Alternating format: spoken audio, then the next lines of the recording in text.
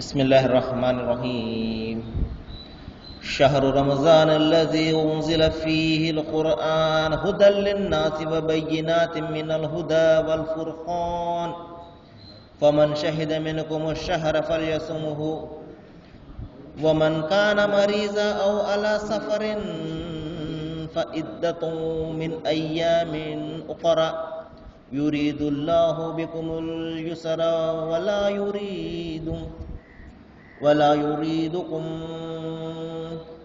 युरीदुकुमुल उसरा वलितुकम्मिलुल इद्दत वलितुकब्बिरुल्लाह अला मा हदाकुम वलअल्लकुम तश्कुरून। सदक़ल्लाहुल अज़ीम। అనంత కరుణామయుడు అపార కృపాశీలుడు సర్వలోక ప్రభు అయిన అల్లాహ్ శుభనామంతో ప్రారంభిస్తున్నాను.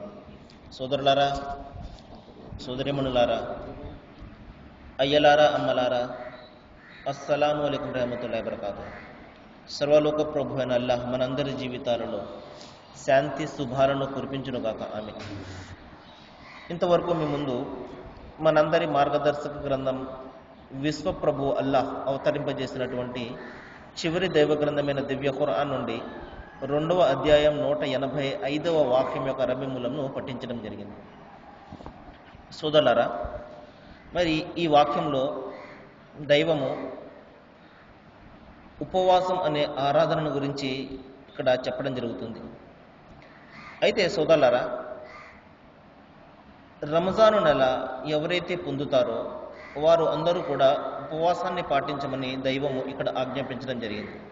అయితే ఈ ఉపవాసం వలన కలిగే ప్రయోజనం ఏమిటి, ఇది ఎందుకు చేయాలి అన్న ప్రశ్న ఉదయించినప్పుడు దైవం ఇక్కడ ఒక సమాధానం చెప్తున్నాడు. లఅల్లకుం తత్తఖూన్, దీని ద్వారా మీలో భయభక్తులు జన్మిస్తాయి. భయభక్తి అంటే ఏమిటంటే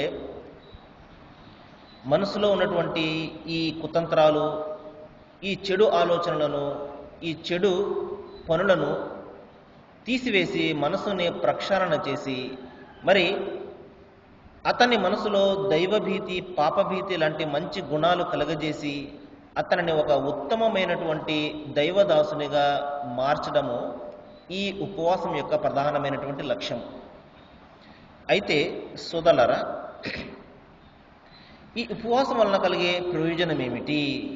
ఎందుకంటే మనిషి ఏదైనా ఒక ప్రయోజనాన్ని చూస్తున్నప్పుడే దానిని అమలు చేయడానికి ప్రయత్నం చేస్తాడు. ప్రవక్త ముహమ్మద్ సల్లల్లాహు అలైహి వసల్లం వారు అనేక ప్రవచనాలలో ఈ ఉపవాసం అనే ఆరాధనను పాటించడం వలన కలిగే ప్రయోజనాల గురించి చాలా చక్కగా వివరించడం జరిగింది. ప్రవక్త ముహమ్మద్ వారు ఒక సందర్భంలో తెలియజేశారు, దైవం ఈ విధంగా సెలవిస్తున్నాడు అని. మరి దాసుని యొక్క ఇతర ఆరాధనలు అతని కొరకు, మరి ఈ ఉపవాసము నా కొరకు, నేనే ఈ ఉపవాసానికి ప్రతిఫలాన్ని ప్రసాదిస్తాను అని దైవం సెలవిచ్చినట్టు చెప్పడం జరిగింది. ఎందుకంటే సోదరులారా, మిగతా ఆరాధనలు అంటే ఉదాహరణకు ప్రార్థన కానివ్వండి, లేకపోతే దాన ధర్మాలు కానివ్వండి, ఇవి అన్నీ కూడా ప్రజలకు తెలిసే అవకాశం ఉంటుంది, వారు దానిని చూసే అవకాశం ఉంటుంది. కానీ ఉపవాసం అనే ఈ ఆరాధన ఎవరికి కూడా కనిపించేది కాదు. కాబట్టి అతన్ని దైవానికి తప్ప మూడవ కంటికి తెలియదు అతను ఉపవాసం ఉంటున్నాడో లేదో. అతను మరి ఉపవాసం ఉంటున్నాను అని చెప్పి మరి అతను మామూలుగానే అతను తిండి తినడం కానివ్వండి, లేకపోతే మంచినీళ్ళు త్రాగడం కానీ చేయవచ్చు. అందుకనే దైవం చెప్తున్నాడు, మరి ఒక ఉపవాసకునికి అన్ని వస్తువులు అతని కళ్ళ ముందు ఉన్నప్పటికీ కూడా, ఎవరు చూడనప్పటికీ కూడా, అతను ఎవరు చూసినా చూడకపోయినా దైవం అల్లా నన్ను చూస్తున్నాడు అన్న భయంతో అతను ఉపవాసాన్ని ఉంటాడు. కాబట్టి నా కోసం అతను ఉపవాసం ఉంటాడు. కాబట్టి నేనే అతనికి ప్రత్యేకంగా ఈ ఉపవాసానికి నేను ప్రతిఫలాన్ని ప్రసాదిస్తాను అని దైవం సెలవిచ్చినట్టు ప్రవక్త వారు మనకు చెప్పడం జరిగింది. మరి మరొక సందర్భంలో ప్రవక్త ముహమ్మద్ సల్లల్లాహు అలైహి వసల్లం వారు చెప్పారు, ఈ ఉపవాసం అనేది డాలు లాంటిది. డాలు అంటే కత్తి దెబ్బలు తగలకుండా ఏ విధంగా అయితే మనము అడ్డుకోవడానికి డాలును ఉపయోగిస్తామో, అదేవిధంగా మరి ఈ చెడులు మన మీద దాడి చేయకుండా ఈ ఉపవాసము మనల్ని అడ్డుకుంటుంది అని చెప్పడం జరిగింది. ఇంకొక సందర్భంలో ప్రవక్త వారు చెప్పారు, మరి ఎవరైతే ఈమాన్ ఔర్ ఎహ్తిసాబ్ అంటే విశ్వాసంతో మరియు ప్రతిఫలాపేక్షతోటి, అంటే దైవం నాకు ప్రతిఫలాన్ని ప్రసాదించాలి అన్న ఆశతోటి కోరికతోటి ఎవరైతే ఉపవాసాన్ని పాటిస్తారో మరి దైవము వారి యొక్క పూర్వపు పాపాలన్నింటినీ కూడా క్షమించి వేస్తాడు. అంటే చిన్న చిన్న పాపాలు, చిన్న చిన్న తప్పులను దైవము మరి తొలగించి వేస్తాడు అని శుభవార్తను ఇవ్వడం జరిగింది. ఈ విధంగా అనేక రకాల దినాలు మనకు ఉపవాసంతో కలుగుతాయి. ఇంకొక సందర్భంలో ప్రవక్త వారు చెప్పారు, ఇది సహనం వహించవలసినటువంటి నెల, అంటే రంజాను నెల అనేది సహనంతో కూడినటువంటి నెల కాబట్టి మరి దాసుడు సహనంతో ఉండాలి. మరి అతను ఉపవాసం ఉన్నప్పుడు మరి ఎవరితో కూడా దుర్భాషలు ఆడకూడదు, అంతేకాకుండా జగడములకు కూడా దిగకూడదు. ఎవరైనా అతనితో జగడానికి దిగినప్పటికీ కూడా అతను నేను ఉపవాసం ఉంటున్నాను అని అతనికి దూరంగా వెళ్ళిపోవాలి అని ప్రవక్త ముహమ్మద్ సల్లల్లాహు అలైహి వసల్లం చెప్పడం జరిగింది. మరి అంతేకాకుండా మరి చాలామందికి తమ ఉపవాసాల వలన మరి కడుపులో ఆ విధంగా మంట, అంతేకాకుండా మరి నమాజు వలన కాళ్ళ నొప్పులు తప్పించి ఆకలి దప్పులు తప్పించి ఏది కూడా లభించదు అన్నారు. అంటే కేవలము మరి ప్రజలకు చూపించడం కోసము ఉపవాసం ఉండి అతను చెడు పనులు ఏమాత్రం కూడా మానకుండా అదే విధంగా చేస్తున్నాడు అనుకోండి, దాని ద్వారా ఏమాత్రం కూడా ప్రయోజనం ఉండదు. ఈ ఉపవాసం ఎందుకు అంటే మరి రాబోయే 11 నెలల పాటు కూడా ఏ విధంగా జీవితం గడపాలో ఒక ట్రైనింగ్, ఒక శిక్షణను ఇచ్చేదే ఈ రంజాన్ ఉపవాసాలు. ఈ ఉపవాసాలతోటి అతను అనేక విషయాలు నేర్చుకుని మరి అతను ఆ రాబోయే 11 నెలల పాటు కూడా తన జీవితాన్ని ఆ విధంగా గడపడం కోసమే ఈ ఉపవాసం అనే శిక్షణను దైవం ఇవ్వడం జరిగింది. కానీ మనం చాలామందిని చూస్తుంటాము, మరి ఉపవాస కాలంలో చాలా పవిత్రంగా పరిశుద్ధంగా ఉంటారు నెల రోజుల పాటు. ఆ నెల రోజుల్లో అయిపోగానే తిరిగి మామూలు జీవితాన్ని గడుపుతూ ఉంటారు. ఈ విధంగా చేయడం వల్ల ఎంత మాత్రం కూడా ప్రయోజనం లేదు సోదరులారా. ఇది ఎందుకు అంటే ఆ రాబోయే 11 నెలల పాటు కూడా ఏ విధంగా జీవితం గడపాలో మనకు ట్రైనింగ్ని ఇచ్చేదే ఈ ఉపవాసము. అయితే ఈ ఉపవాసం వలన కలిగే ప్రయోజనాలు ఏమిటి అని మనం చూసినట్లయితే శారీరక ప్రయోజనాలు చాలా ఉన్నాయి సోదరులారా. మరి మనకు నేడు డాక్టర్లు సైతము ఈ విధమైనటువంటి ఉపవాసాన్ని మరి వారు సూచించడం జరుగుతుంది. ఏ విధంగా అయితే మరి ముస్లిం సోదరులు ప్రవక్త ముహమ్మద్ సల్లల్లాహు అలైహి వసల్లం వారు సూచించిన విధంగా ఉపవాసం ఉంటారు. మరి అటువంటి విధానంలో ఉన్నటువంటి ఉపవాసము చాలా గొప్ప ప్రయోజనాన్ని కలిగిస్తుంది అని డాక్టర్లు సైతము ఈ రోజున మనకు సూచించడం మనం చూస్తూనే ఉన్నాము. దీనికి కారణం ఏమిటంటే చూడండి, ఏ వ్యక్తి అయినా కూడా మరి నిరంతరంగా పనిచేస్తున్నాడు అనుకోండి, అతను అలసిపోతాడు. మనిషే కాదు, యంత్రం కూడా అలసిపోతుంది. మరి ఈ విధంగా మానవ యొక్క శరీరంలో చాలా ముఖ్యమైనటువంటి భాగం ఏమిటంటే అతని జీర్ణ వ్యవస్థ. అది సరిగ్గా ఉంటేనే అతను ఏదైనా చేయగలడు. అది కుంటుపడిపోయింది అనుకోండి, అనేక రకాల వ్యాధులు బయలుదేరుతుంటాయి. మరి మనిషి 24 గంటల పాటు కూడా ఏదో ఒకటి తింటూనే ఉంటాడు. తద్వారా ఆ జీర్ణ వ్యవస్థకు రెస్ట్ అనేది, విశ్రాంతి అనేది దొరకదు. మరి ఎప్పుడైతే దాసుడు సుమారు 14-15 గంటల పాటు ఉపవాసాన్ని పాటించి దానికి రెస్ట్ ఇవ్వడం జరుగుతుందో, ఉపవాసం అంటే సోదరులారా ప్రవక్త ముహమ్మద్ సల్లల్లాహు అలైహి వసల్లం వారి ద్వారా దైవం మనకు ఒక విధానాన్ని తెలియజేశాడు. అదేమిటంటే ఒక్కసారి తెల్లవారుజామున మరి అతను ఎంతో కొంత తిన్న తర్వాత తిరిగి సూర్యాస్తమం అయ్యే వరకు సుమారు 15 గంటల పాటు కనీసము మంచినీళ్ళు, కనీసం అతన్ని ఉమ్మి కూడా అతను మింగకూడదు. ఇంత కఠినంగా ఉపవాసాన్ని పాటించాలి. మరి ఈ విధంగా పాటించినప్పుడే అతనికి ప్రయోజనం దక్కుతుంది. అంతే తప్పించి అతను నీరసంగా ఉన్నాడని ద్రవ పదార్థాలు తీసుకోవడము, లేకపోతే మరొకటి తీసుకోవడము, ఘన పదార్థాలు తీసుకోవడం లేదు కదా, నేను ఉపవాసాన్ని పాటిస్తున్నట్లే అని అనుకోవడము ఎంత మాత్రం కూడా ప్రవక్త ముహమ్మద్ సల్లల్లాహు అలైహి వసల్లం వారు సూచించిన విధానం ఎంత మాత్రం కూడా కాదు. కాబట్టి ఉపవాసం అంటే మన యొక్క శరీరాన్ని మనము కొంచెము బాధ పెట్టుకోవాలి, శుష్కింపజేసుకోవాలి. ఏమాత్రం బాధ కలగకుండా కడుపు నిండా మనము మంచినీళ్ళు తాగేసి, లేకపోతే కాఫీలు లేకపోతే జ్యూసులు తాగేసి నేను ఉపవాసం ఉంటున్నాను అని భావిస్తే అది సరైన విధానం ఎంత మాత్రం కూడా కాదు. ఎందుకంటే సోదరులారా, దైవము మనిషిని తన ఇష్టం వచ్చినట్టు గడపడానికి ఎంత మాత్రం కూడా ఇక్కడ అవకాశం ఇవ్వలేదు. ఒకవేళ ఇచ్చినట్లయితే మనము మన ఇష్టం వచ్చిన విధంగా మనము పద్ధతులను కల్పించుకునేవాళ్ళం. కానీ మనకు ఆ అవకాశం ఇవ్వకుండా దైవము ఏ విధంగా ఆరాధన చేయాలి, ఉపవాసం ఏ విధంగా ఉండాలి, మరి దైవానికి ఏ విధంగా కృతజ్ఞతలు అర్పించుకోవాలి, ప్రతి వ్యవహారాన్ని కూడా మనకు చాలా స్పష్టంగా చెప్పాడు. కాబట్టి మన సొంత తెలివితేటలు ఉపయోగించవలసిన అవసరం ఇక్కడ ఎంత మాత్రం కూడా లేదు. అందుకనే ప్రవక్త ముహమ్మద్ సల్లల్లాహు అలైహి వసల్లం వారు చెప్పారు, మీరు తెల్లవారుజామున కొంచెం ఏదైనా భుజించండి. సహరీ అంటారు దీనినే. ఎందుకంటే ఒకవేళ ఇది భుజించకపోతే మీలో నీరసం వచ్చేస్తుంది. 15 గంటల పాటు మీరు ఉపవాసాన్ని పాటించలేరు. కాబట్టి ఎంతో కొంత మీరు ఏదో కొంత తినడానికి ప్రయత్నం చేయండి ఉపవాసాన్ని ప్రారంభించే ముందు అని. అందుకనే మరి ముస్లిం సోదరులు మరి తెల్లవారుజామున 3-3:30 గంటల లేచి వారు ఎంతో కొంత వండుకుని తినడం జరుగుతుంది. మరి చాలామంది అనుకుంటారు ఇదేంటంటే ఎంత పొద్దున్నే ఏ విధంగా తింటారు అని చెప్పేసి.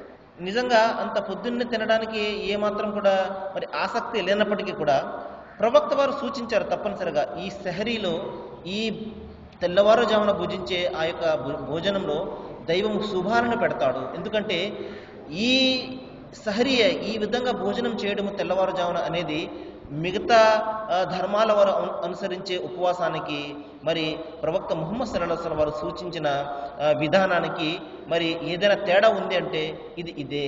కాబట్టి తెల్లవారుజామున తినడం అనేది మనకు ఇంట్రెస్ట్ లేకపోయినా, ఆసక్తి లేకపోయినా, తినబుద్ధి కాకపోయినప్పటికీ కూడా మరి ఎందుకంటే అంత తెల్లవారుజామున తినడం అనేది చాలా మరి ప్రతికూలంగా ఉంటుంది. ఏమాత్రం కూడా తినబుద్ధి కాదు. అయినప్పటికీ కూడా లేచి తినడం అనేది ప్రవక్త వారు సూచించిన విధానము. అందులో శుభం ఉంటుంది. మరి 15 గంటల పాటు అతను ఉపవాసాన్ని పాటించడానికి కావలసినటువంటి శక్తి అతనికి లభిస్తుంది. అందుకనే ఎప్పుడైతే మనము 15 గంటల పాటు మన జీర్ణ వ్యవస్థకు రెస్ట్ అనేది, విశ్రాంతి అనేది ఇస్తామో మరి అది పునరుత్తేజాన్ని చెంది అది తిరిగి మంచి బలాన్ని పుంజుకుని మనకు ఎక్కువ కాలం ఉపయోగపడడానికి అవకాశం ఉంటుంది. అందుకనే ఈ రోజున డాక్టర్లు సైతము మీరు లంకణాలు పాటించండి, విధంగా ముస్లిం పాటిస్తారో ఆ విధంగా మీరు ఉపవాసాన్ని పాటించండి అని చాలా మందికి మరి ఈ రోజున సూచించడం కూడా జరుగుతుంది. ఆ తర్వాత సోదరులారా, ఇంకా ఈ ఉపవాసం వలన సహనం అనే గుణం, మంచి గుణం అతనికి అలవడుతుంది. ఆహార పదార్థాలన్నీ కూడా అతని కళ్ళ ముందు ఉంటాయి, కానీ దైవ భీతితోటి వాటి జోలికి పోడు. ఈ విధంగా మరి అతనిలో సహనం అనే గుణము, మరి ఆత్మవిశ్వాసము, మరి మనస్సును నియంత్రించుకోవడం అనే మంచి మంచి గుణాలు అతనికి అలవడతాయి అన్నమాట. మరి అంతేకాదు సమాజంలో ఉన్నటువంటి నిరుపేదల యొక్క ఆకలి బాధ కూడా అతనికి తెలుస్తుంది. మరి 15 గంటల పాటు అతను ఆకలితో ఉండి ఈ విధంగా నేను కొద్దిసేపు అయిన తర్వాత ఉపవాసాన్ని విరమించి నేను తినవచ్చు, కానీ ఈ ప్రపంచంలో అనేక మంది ఉన్నారు, మరి తిండి లేకుండా ఉన్నారు. నా వద్ద ధనం ఉన్నది, కొంతసేపు అయిన తర్వాత నేను తినగలను, కానీ చాలామందికి మరి ఏమీ కూడా లేకుండా వారు తిండి తిప్పలు లేకుండా ఉన్నారే, ఆకలి బాధ ఎంత భయంకరంగా ఉంటుందని అతను సమాజంలో ఉన్నటువంటి బీదల పట్ల, సాధల పట్ల అతను సానుభూతి వహించే విధంగా ఈ ఉపవాసం అనేది అతనికి ఒక శిక్షణనిస్తుంది. మరి అంతేకాకుండా మరి కాలం యొక్క ఎత్తు పల్లాలు ఉంటాయి. చూడండి సోదరులారా, మన జీవితం ఎత్తుపల్లాలమయము. ఆనందము ఉంటుంది, బాధలు ఉంటాయి, సుఖాలు ఉంటాయి, దుఃఖాలు ఉంటాయి. ఈ విధంగా ఎత్తుపల్లాల జీవితంలో మరి స్థైర్యాన్ని, సహనాన్ని మనము ప్రదర్శించే విధంగా ఈ ఉపవాసం అనేది మనకు శిక్షణ ఇస్తుంది. ఎందుకంటే ఉపవాసకుడు మరి ఒక సందర్భంలో ఏమీ కూడా తినడు 15 గంటల పాటు. ఆ తర్వాత 15 గంటలు అయిన తర్వాత అతని కళ్ళ ముందు రకరకాలైనటువంటి ఆహార పదార్థాలు ఉంటాయి. ఈ విధంగా అతను మరి ఆనందాన్ని పొందుతాడు, అదేవిధంగా మరి ఆకలి బాధను కూడా తట్టుకుంటాడు. ఈ విధంగా కాలం యొక్క ఎత్తుపల్లాలు మరి సుఖదుఖాలను తట్టుకునే విధంగా ఈ ఉపవాసం అతనికి శిక్షణ ఇస్తుంది. అయితే సోదరులారా, ఇక్కడ ప్రశ్న ఏంటంటే, ఏమండి చాలా మంచి లక్షణాలు చెప్తున్నారు, చాలా గొప్పగా చెప్తున్నారు, మరి ఇవన్నీ కూడా మరి మన ఉపవాసాన్ని పాటిస్తే కలుగుతున్నాయండి, ఆ విధంగా కలిగినట్లయితే ఇన్ని తప్పులు ఎందుకు జరుగుతున్నాయండి, ఇన్ని నేరాలు, ఇన్ని ఘోరాలు ఎందుకు జరుగుతున్నాయండి, ఈ విధమైనటువంటి ప్రశ్న వస్తుంది. సోదరులారా, నేను అనేక సందర్భాల్లో చెప్పాను, ధర్మం అనేది దాని స్థానంలో పరిశుద్ధంగా ఉంది, పవిత్రంగా ఉంది, అది చాలా సక్రమంగా బోధిస్తుంది. ధర్మాన్ని అనుసరించే వారు సక్రమంగా లేకపోతే ఆ తప్పు ధర్మాన్ని ఎంత మాత్రం కూడా కాదు. మరి ఒక మంచి కారును డ్రైవింగ్ రాని వాడికి ఇచ్చినప్పుడు అతను యాక్సిడెంట్ చేశాడు అనుకోండి, ఆ తప్పు ఆ డ్రైవర్ది అవుతుంది తప్పించి కారుది ఎంత మాత్రం కూడా కాదు. అదేవిధంగా ధర్మం ఒక విషయాన్ని బోధిస్తుంది, ఈ విధంగా చేయండి మీకు మంచిది అని. కానీ మనిషి దాన్ని సరిగ్గా అమలుపరచలేకపోతున్నాడు అనుకోండి, సరిగ్గా చేయడం లేదనుకోండి, ఆ తప్పు ఆ మనిషిది అవుతుంది. కాబట్టి ధర్మాన్ని మనం ఎంత మాత్రం కూడా తప్పు పట్టకూడదు. కాబట్టి దైవము అంతిమ గ్రంథము ఖురాన్లో ఒక విధానాన్ని, మనిషి సాఫల్యాన్ని పొందే ఒక విధానాన్ని చెప్తున్నాడు. అది ఆరాధన. ఈ ఆరాధనలో మరి ఈ ఉపవాసం అనే ఒక ఆరాధన గురించి చెప్తున్నాడు. దీని ద్వారా మీ శరీరానికి కూడా ప్రయోజనం ఉంటుంది, మీ మనస్సుకు కూడా ప్రయోజనం కలుగుతుంది, మరి మరణం తర్వాత రాబోయే జీవితంలో కూడా మీకు ప్రయోజనం కలుగుతుంది అని చెప్తున్నాడు. ఒకవేళ దాన్ని మనము తూచా తప్పకుండా అనుసరించామనుకోండి, దానివల్ల కలిగే ప్రయోజనాలు మనమే పొందుతాము. లేదు అని మన ఇష్టం వచ్చినట్టు గడిపి, ఈ నెలంతా కూడా గడిపి, మరి మిగతా 11 నెలలు మన ఇష్టం వచ్చినట్టు గడిపామనుకోండి, దాని ద్వారా ఏమాత్రం కూడా ప్రయోజనం ఉండదు. ఈ విషయాన్ని మనం గమనించాలి. అయితే సోదరులారా, ఇక్కడ రమజానుకు ఎందుకు అంత ప్రాముఖ్యత లభించిందో దైవం సెలవిస్తున్నాడు. షహరు రమజాను లది ఉన్జిల ఫీహిల్ ఖురాన్. రంజాను నెలకు అంత ప్రాముఖ్యత ఖురాన్ కారణంగా మరి దీనికి లభించింది అని ఇక్కడ దైవం సెలవిస్తున్నాడు.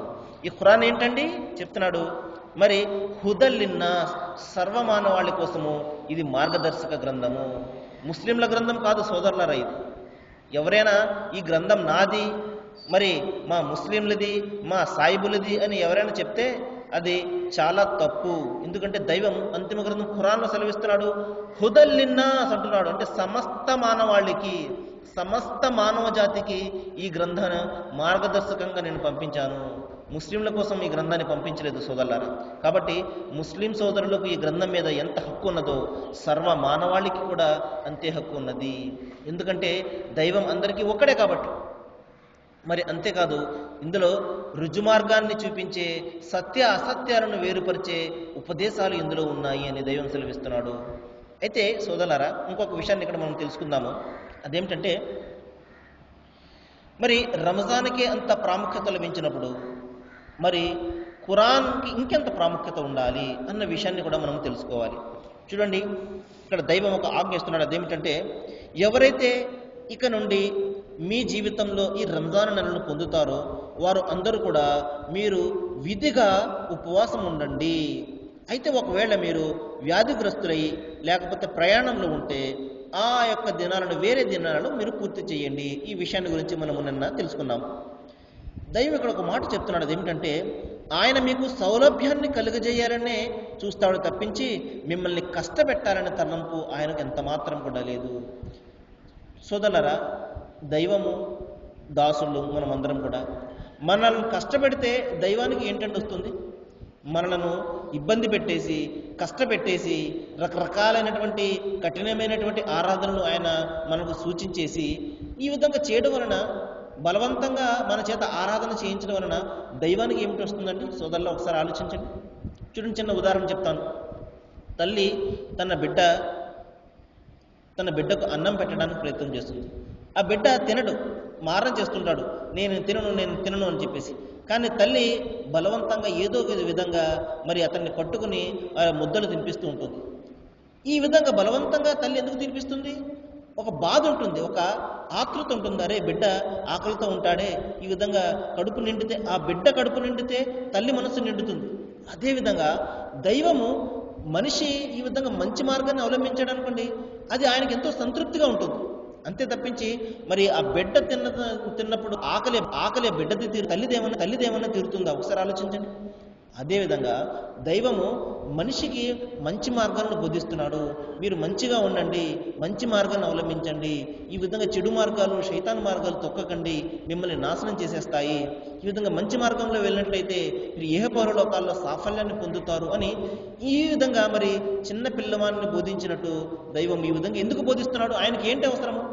ఎందుకంటే మనుషులు నశించిపోవడం ఆయనకు అంత మాత్రం కూడా ఇష్టం ఉండదు. అందరూ సుఖంగా ఉండాలి, అందరూ ఆనందంగా ఉండాలి, అందరూ స్వర్గాన్ని పొందాలి అన్న తలంపు ఆయనది. ఏ విధంగా అయితే మరి బిడ్డ ఆకలి తీరితే తల్లి మనస్సు నిండుతుందో అదేవిధంగా ఈ ప్రజలు, ఎందుకంటే సర్వాన్ని ఆయన ఒకే విధంగా పుట్టించాడు. ఆయనకు హిందువులు, ఆయనకు ముస్లింలు, క్రైస్తవులు, బుద్ధులు, పార్సీలు ఎవరు కూడా ఆయనకు తేడా లేదు సోదరులారా. మానవులందరూ ఆయన దృష్టిలో సమానమే. ఏ విధంగా అయితే ఆ, ఒక తల్లికి తన బిడ్డలందరి మీద ఒకే విధంగా సమానమైన ప్రేమ ఉంటుందో, అదేవిధంగా దైవానికి అందరి మీద సమానమైనటువంటి ప్రేమ. ఒకరు ఎక్కువ ఒకరు తక్కువ అనేది ఎంత మాత్రం కూడా ఆయనకు ఉండదు. ఆ స్వార్థ బుద్ధి మనలో ఉంటుంది, కానీ దైవానికి ఆ స్వార్థం ఎంత మాత్రం కూడా లేదు. అందరం కూడా ఆనందంగా ఉండాలి, అందరం కూడా సుఖంగా ఉండాలి, మరణం తర్వాత సాఫల్యాన్ని పొందాలి అన్న ఉద్దేశమే. అందుకనే ఈ విధంగా దైవము ఆరాధనను సూచిస్తున్నాడు. మనము దానిని అనుసరించామనుకోండి, దానివల్ల కలిగే ప్రయోజనం మనమే పొందుతాము. లేదు అని చెప్పేసి మనము మారం చేసి వెళ్ళిపోయామనుకోండి, ఆ బిడ్డ పోతే వెళ్ళిపోయాడు అనుకోండి, భోజనం చేయకుండా కడుపు ఎవరిది కాలుతుందో ఆ బిడ్డదే కాలుతుంది. అదేవిధంగా నాశనం మనమే అవుతాము. దైవానికి అంత మాత్రం కూడా మనం ఏమీ కూడా నష్టం చేయలేం సోదరులారా. మరికొన్ని విషయాలు మనము రేపు మాట్లాడుకోవడానికి ప్రయత్నం చేద్దాము. ఈ రోజున మనకు చర్చకు వచ్చినటువంటి అంశం ఏమిటంటే, దైవము ఈ ఉపవాసాన్ని సర్వ మానవాళికి కూడా విధించాడు, కేవలం ముస్లింలకు మాత్రమే కాదు. ఎందుకంటే దైవం అందరికీ కూడా ఒక్కడే కాబట్టి మనము ఈ రంజాను మాసాన్ని పొందినప్పుడు తప్పనిసరిగా మనలో ప్రతి ఒక్కరం కూడా దైవభీతి మనలో ఉన్నట్లయితే, దైవాన్ని మనము విశ్వసిస్తూ ఉన్నట్లయితే మనము ఉపవాసాన్ని పాటించాలి. ఈ ఉపవాసం వలన కలిగే ప్రయోజనము మనకు మాత్రమే, మనం ఏదో దైవానికి మేలు చేసినట్లు కాదు. దీనివలన మనకు శారీరకమైనటువంటి ప్రయోజనాలు ఉంటాయి, మానసికమైనటువంటి ప్రయోజనాలు ఉంటాయి. మన మరణం తర్వాత రాబోయే ఆ జీవితంలో కూడా దైవం మనకు ఈ ఉపవాసం కారణంగా స్వర్గాన్ని కూడా ప్రసాదిస్తాడు. మరి అంతేకాకుండా ఇంకొక అంశాన్ని కూడా మనం తెలుసుకున్నాము. అదేమిటంటే, దైవము మనుషులను కష్టపెట్టాలని ఎంత మాత్రం కూడా ఆయనకు ఆసక్తి లేదు. ఆయన సౌలభ్యాన్ని కలుగజేయాలని చూస్తాడు. అందరూ తేలికగా అనుసరించాలని మన మన నెత్తి మీద ఆయన మనం మోయలేనటువంటి భారాన్ని ఎంత మాత్రం కూడా వేడు సోదరులారా. ప్రతి వ్యక్తి మీద లా నుకల్లిఫుల్లాహు నఫ్సన్ ఇల్లా ఉస్ఆహా అని దైవం సెలవిచ్చాడు. అంటే నేను ఎవరి మీద కూడా మరి అతను మోయలేనటువంటి భారాన్ని వేయను అంటున్నాడు. కాబట్టి ఈ ఉపవాసం కష్టంగా కఠినంగా కనిపించినప్పటికీ కూడా అసాధ్యం ఎంత మాత్రం కూడా కాదు సోదరులారా.